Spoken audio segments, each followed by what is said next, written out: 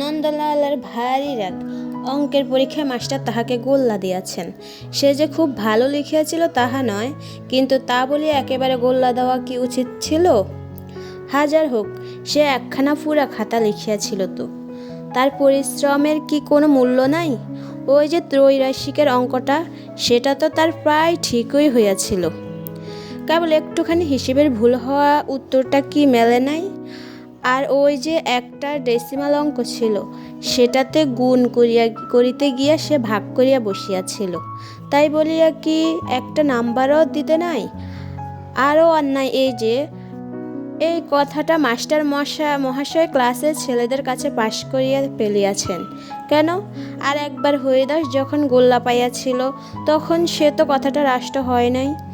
সে যে ইতিহাসের 100-র মধ্যে 25 পাইয়াছে, সেটা বুঝি কিছু নয়? খালি অঙ্ক ভালো পারে নাই বলিয়াই তাহাকে লজ্জিত হইতে হইবে? সব বিষয়ে যে সকলকে ভালো পারিতে হইবে, তাহারই বা অর্থ কি? স্বয়ং নেপোলিয়ান যে ছেলেবেলায় ব্যাকরণে একেবারে আনাড়ি ছিলেন, সেবেলা কি তাহার এও যুক্তিতে ছেলেরা দমিল না, এবং মাস্টারের কাছে এই তর্কটা তোলাতে তাহারও যে যুক্তিটাকে খুব চমৎকার ভাবিলেন এমন বোধ হইল না। তখন নন্দলাল বলিল, তাহার কপালই মন্দ, সে নাকি বরাবর তাহা দেখিয়া আসিয়াছে।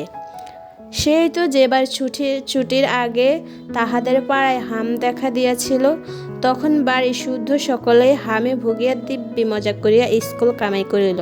কেবল বেচারা নন্দলালকেই নিয়ম মতো প্রতিদিন স্কুলে হাজিরা দিতে হইয়াছিল। তারপর যেমন ছুটি আরম্ভ হইল, অমনি তাহাকে জ্বরে আর হামে ধরিল। ছুটির অর্ধেকটাই মাটি।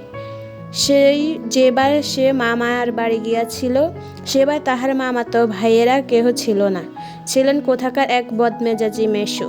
তিনি উঠিতে বসিতে কেবল ধমক আর শাসন ছাড়া আর কিছুই জানিতেন না।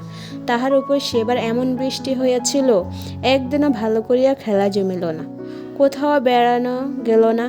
এই জন্য পরের বছর যখন আর সকলে মামার বাড়ি গেল না, তখন সে কিছুতেই যাইতে চাহিল না।